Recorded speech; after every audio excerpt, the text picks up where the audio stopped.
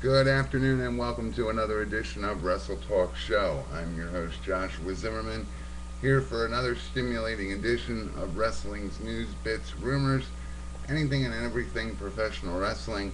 We cover it. On today's episode, we're going to cover the results of last night's TNA Impact and reaction, as well as news, bits, and rumors for the last 48 hours. FCW to have an outdoor themed show tonight at 7:30 p.m. Eastern Time. That's your bell time. All this and more.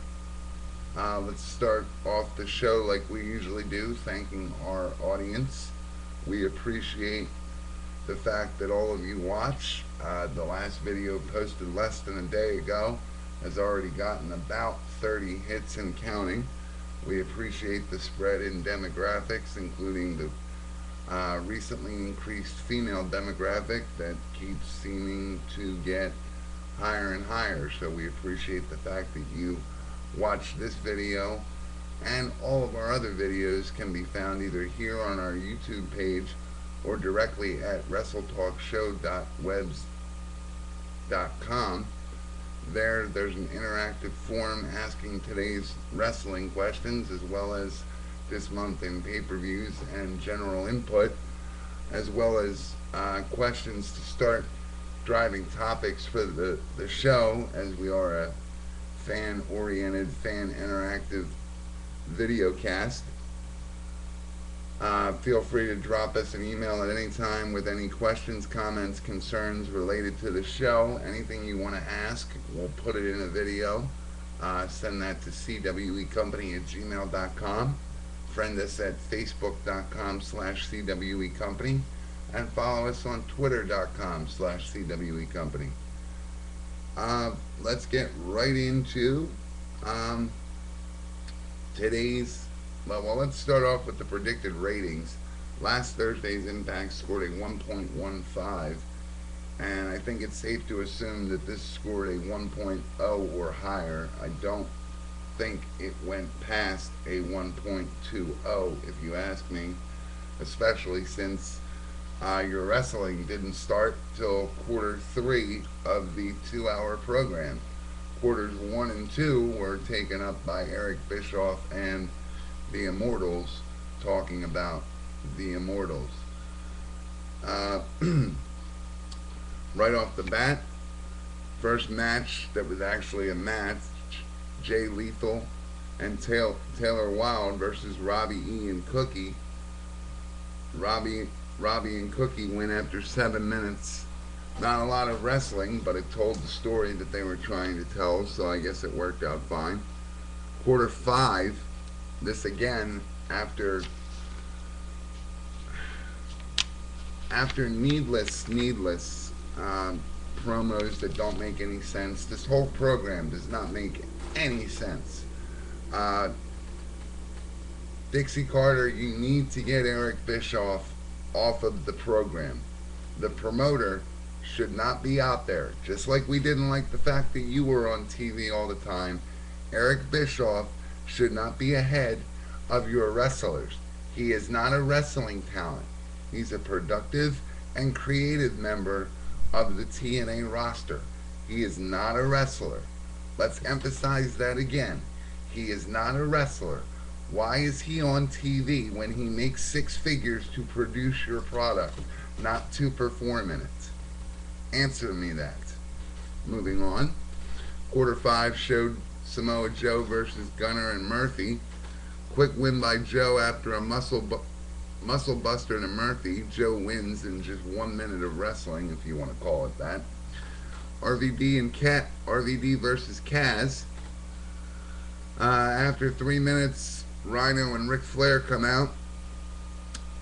Rhino hits RVD with a gore. Kaz wins after 3 minutes. Tommy Dreamer comes out to help RVD and confront Rhino.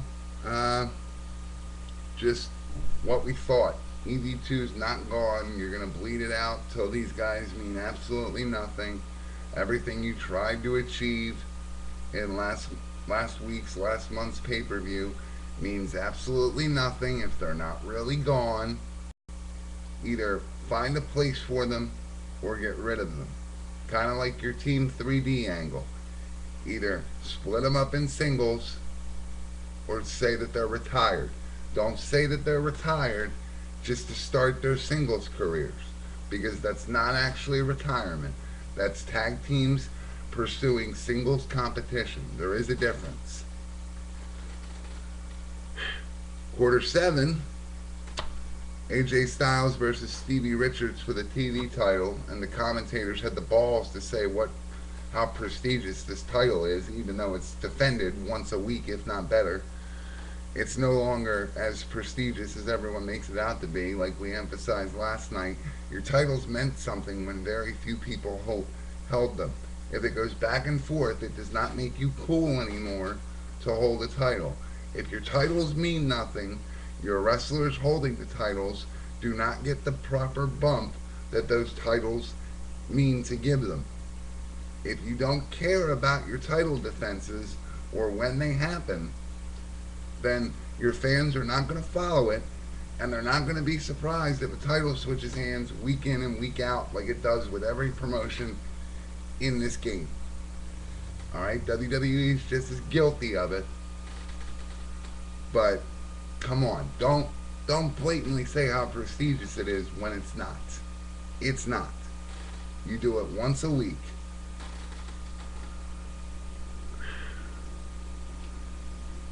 AJ Styles and Stevie Richards for the TV title.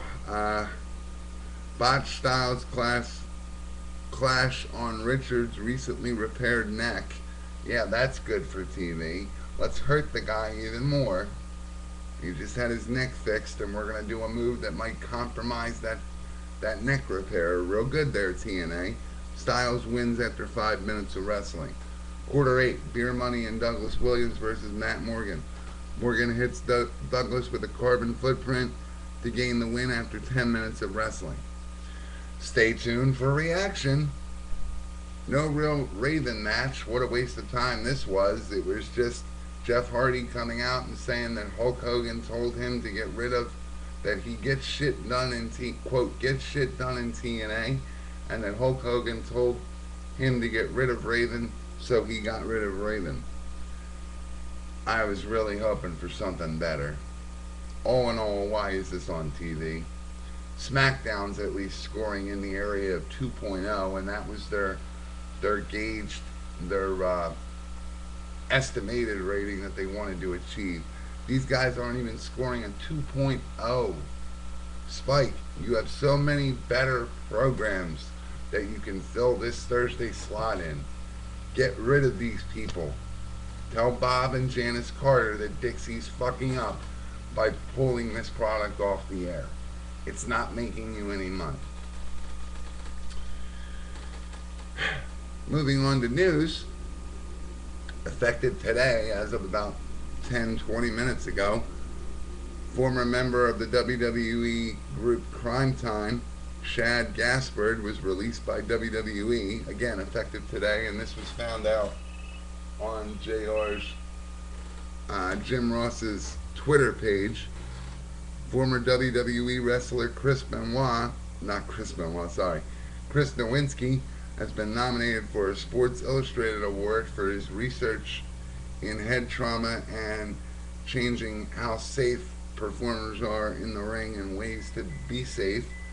Again, as I mentioned in the top of the show, Florida Championship Wrestling, WWE's developmental brand, plans a Hog Wild outdoor event tonight in Tampa, Florida, featuring wrestlers like Mason Ryan, who's worked several dark matches for WWE recently. CM Punk and Beth Phoenix will be there to sign autographs for golden ticket holders before the bell time at 7:30 Eastern.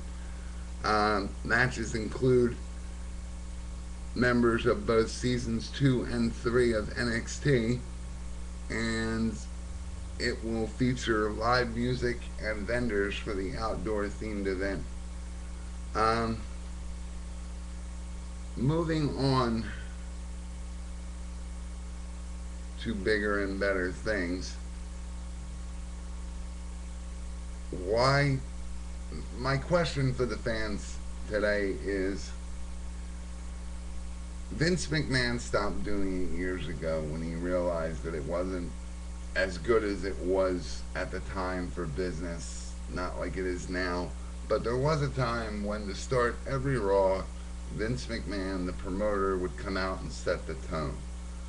That's obviously not the way wrestling is anymore. No one wanted to see Dixie Carter on screen staring like she knew nothing about her product, looking like this, not sure what she wants to do, looking all depressed, looking like she doesn't know what she wants to do with her company. People didn't like that. So why does Eric Bischoff get 3 quarters to talk and then at least 2 more quarters of a 2-hour event to be put into a casket, and you basically hear him bitching and moaning and how the Immortals are the best, this, that, and the other thing? When is TNA going to get it that no one likes Eric Bischoff? No one wants to see Dixie Carter. The point of total non-stop action wrestling, but they don't like to be called that anymore either. TNA wrestling used to be the future superstars of wrestling. You've seen things on that program that you didn't see anymore in WWE. It's what gave them their run. It's what made them successful while staying under the radar of WWE. Now they're so concerned with competing that they are a detriment. The management team themselves are a detriment to the product. So my question to you, what did you think of today's Impact, last night's Impact? I'll put it on our forum page at WrestleTalkShow.webs.com. Again, feel free to send a show-related email, question, comment, concern, email topic to cwecompany@gmail.com. Until next time, my fight to get rid of Eric Bischoff continues, and stay tuned. Thank you again for the support and your viewership.